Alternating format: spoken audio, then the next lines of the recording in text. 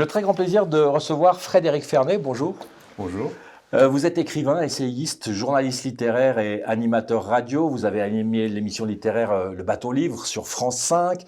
Vous êtes l'auteur de nombreux ouvrages et avez notamment publié chez Albin Michel « Tu seras un raté, mon fils », Churchill et son père, c'était en 2015. Vous nous proposerez avec Jean-Jacques Vincenzini, professeur de littérature médiévale à l'université de Tours, Eros, l'encre du désir, une anthologie de l'amour, une anthologie libre et très personnelle qui sortira le 1er septembre. Une question toute simple pour commencer, comment naît un projet comme celui-là? Qui a eu cette idée folle? C'est la seule réponse, la seule question à laquelle il n'y a pas de réponse. D'où ça part, d'où ça naît. Mais un jour on se dit, on s'y met. J'ai rencontré Jean-Jacques dans un colloque dans l'Aubrac. Bon, lui, il parlait de Tristan et Iseult, puis donc j'avais écrit un livre sur Rodin amoureux. Voilà, donc on est parti. Bon, ça a été compliqué, hein, c'est compliqué d'écrire à deux. Mais bon, on y est arrivé.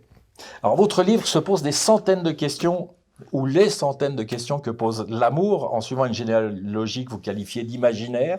C'est une déambulation, hein, c'est pas une encyclopédie de l'amour. C'est ça, déambulation littéraire plus cavalière que méthodique, dites-vous. Exactement. L'amour n'existerait pas sans les mots? Un jour, le professeur de littérature, Alan Bloom, faisait une conférence devant des étudiants, et il voit que les étudiants avaient mis une banderole sur laquelle on pouvait lire « Great sex is better than great books ». Il lit ça, il est un tout petit peu vexé, il leur répond « Oui, d'accord, les gars, mais vous n'aurez pas l'un sans l'autre ». Donc l'idée, c'est ça, que lire, c'est aimer, qu'aimer, c'est apprendre à lire, et que l'amour ne serait pas grand-chose sans les poètes qui commandent nos songes et qui nous dictent des comportements, parfois d'ailleurs à notre insu, à notre corps défendant.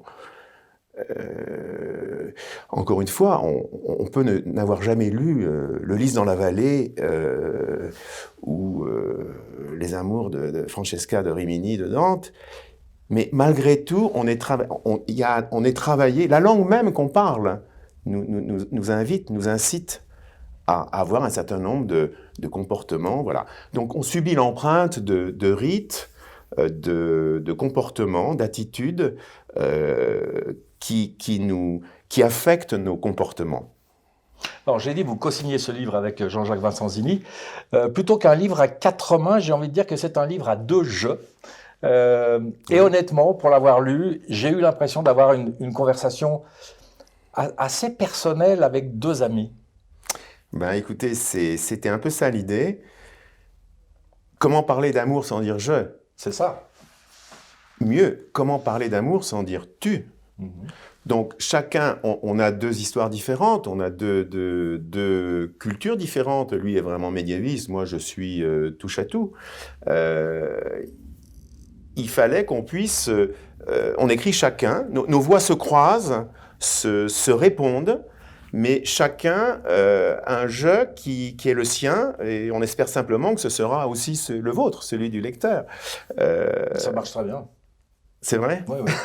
Ben vous êtes un de mes premiers lecteurs, donc voilà.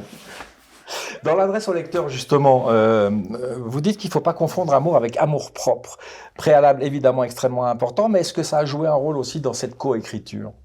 C'est Stendhal qui m'a mis Stendhal a renoncé totalement à l'amour propre.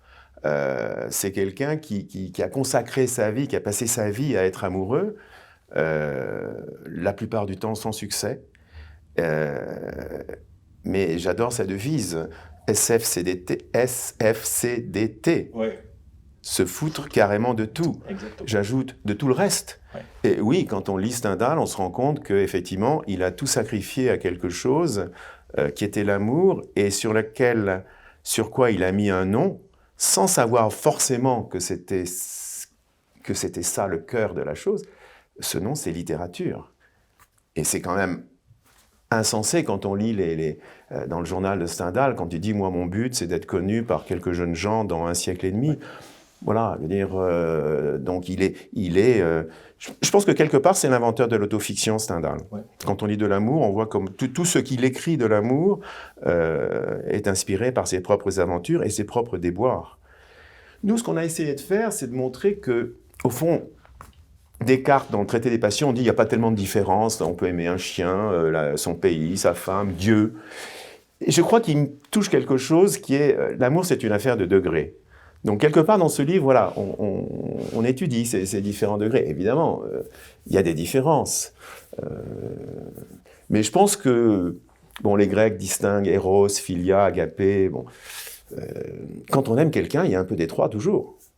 Il y a de l'éros, il y a de la sensualité, il y a philia, c'est-à-dire la relation de fraternité, égalitaire, et puis il y a quelque chose d'un peu au-delà, qui est de transcendantal, quelque part, qui va au-delà Et donc c'est toujours un peu des trois.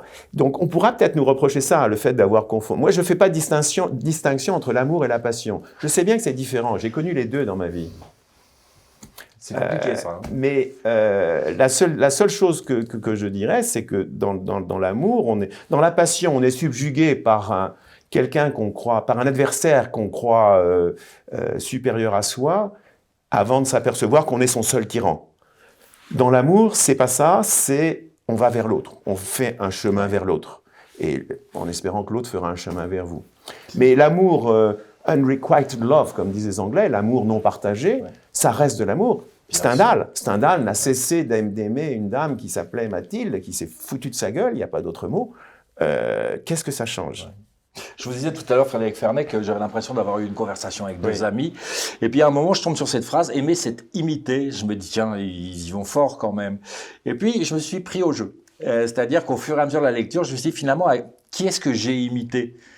Quel livre, quel film, quel musicien, quelle chanson, parce qu'il y a aussi beaucoup de références dans d'autres domaines que la littérature.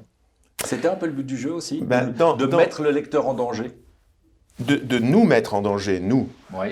Alors, est-ce que ça fait vaciller aussi le lecteur peut-être, là je vous dis, vous êtes un de nos premiers lecteurs, donc je ne sais pas encore comment ce livre va être reçu. Je me dis que c'est un objet quand même complètement fou. Ouais. Quand j'ai proposé ça à Albin Michel, je me suis dit, ça ne peut pas passer, c'est trop... ou alors ils vont me dire, fais une encyclopédie. Ben non, ce n'est pas une encyclopédie. Parle de toi. Ben non, je ne parle pas que de... Voilà. Les formes de l'amour. Alors, il y a un chapitre, moi, qui m'est très cher, qui parle de l'amour, de la mystique de l'amour en poésie persane. Parce que ça, là, effectivement, je me mets en danger, je m'aventure dans un terrain, dans un monde qui n'est pas le mien. Aimer, c'est croire sans preuve, contre les preuves. Malgré l'épreuve. Ouais. Franchement, c'est une grande réussite. Je trouve que c'est drôle et sérieux, érudit et divertissant. Et surtout, je trouve que ce livre tombe au très très bon moment. Figurez-vous pas que pendant que je vous lisais, j'ai lu cette nouvelle sur Internet. Aujourd'hui, les couples, avant de cohabiter, ils signent un contrat où on définit le nombre d'heures pendant lesquelles on va se voir durant le mois et le nombre de rapports sexuels dans le mois. On est très très loin du romantisme, de la passion, du fol amour, du libertinage qu'il faut absolument remettre au centre du jeu, non ? Alors oui, sauf que vous aurez noté que c'est un livre qui est très anti-romantique. Il y a dans le chapitre politique de la passion, je veux dire, le romantisme, c'est très violent ce qu'on écrit sur le romantisme. Donc c'est pas ça. Non, moi ce dont vous parlez, à mon avis, c'est la législation des égards. Ce qu'on a perdu, c'est ce que Mona Ozouf appelle la législation des égards. Et on est de plus en plus effectivement pris dans des relations de contrat dans lesquelles chacun exige d'avoir un certain nombre de choses, voilà, et tout ça est écrit.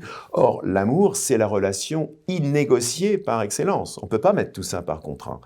Donc, d'où que certains imaginent qu'on va vers la fin de l'amour. Hein. Il y a des gens qui pensent que peut-être... Moi, j'y crois pas. Hein. Moi, je pense que même dans 2000 ans, dans un aéronef, si on lit Le Rouge et le Noir, on aura un choc. Pourtant, vous êtes inquiet par rapport au langage et aux mots. Ça, c'est ma nature. Depuis tout petit, déjà, je suis inquiet. Je vous cite, vous parlez à la fin du livre du gaspillage des mots, et vous dites « Dès lors, l'amour est-il encore possible ? Est-il encore désirable ? Est-ce encore de l'amour, ce qu'on a appelé l'amour ?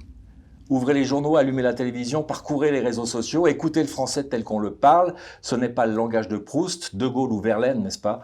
On est confronté au jour le jour à un ramas effarant de mots obscurs, de fautes grammaticales et de slogans qu'on nous assène sans relâche et qu'on finit par accepter de guerre lasse. On a pris l'habitude de gaspiller les mots, le peu de mots qu'il nous reste. Aujourd'hui, vous voyez un traité des passions, c'est un livre sur le chocolat. Oui, c'est ça. Si Emma Bovary, aujourd'hui, elle s'achèterait une décapotable et puis elle irait passer un week-end à Deauville et voilà, quel est le problème? Je pense que c'est parce qu'on veut évacuer le tragique aussi. Encore une fois, on veut évacuer le risque, évacuer le tremblement, la crainte. Or, ça fait partie de... Pourquoi je ne suis pas bouddhiste? Parce que dans le bouddhisme, je veux dire, vous supprimez l'amour, mais vous supprimez la crainte, donc vous supprimez l'amour. C'est un couple, ça va ensemble. Aimer, c'est... Vous ne m'avez pas demandé quelle était ma définition, je vais oser vous en donner une. Aimer, c'est trembler pour quelqu'un, pour moi. Et ça, je le sais depuis que j'ai des enfants. Aimer, c'est trembler pour quelqu'un. Mais quand vous êtes éperdument épris de quelqu'un, vous avez peur. Abolir la peur, c'est très bien, mais vous abolissez tout ce qui va avec. Même pour un chien. Si Absolument. votre chien, votre chat n'est pas rentré, mais où est-ce qu'il est, mon Dieu? Si vous en foutez, il n'y a pas de problème. En tout cas, ça fait du bien de s'interroger sur l'amour et en vous lisant, on s'interroge forcément sur son rapport à l'amour. Merci beaucoup Frédéric Fermel. Je rappelle Kéros, l'encre du désir, l'ouvrage que vous co-signez avec Jean-Jacques Vincenzini, sortira le 1er septembre. Merci à vous. Merci beaucoup.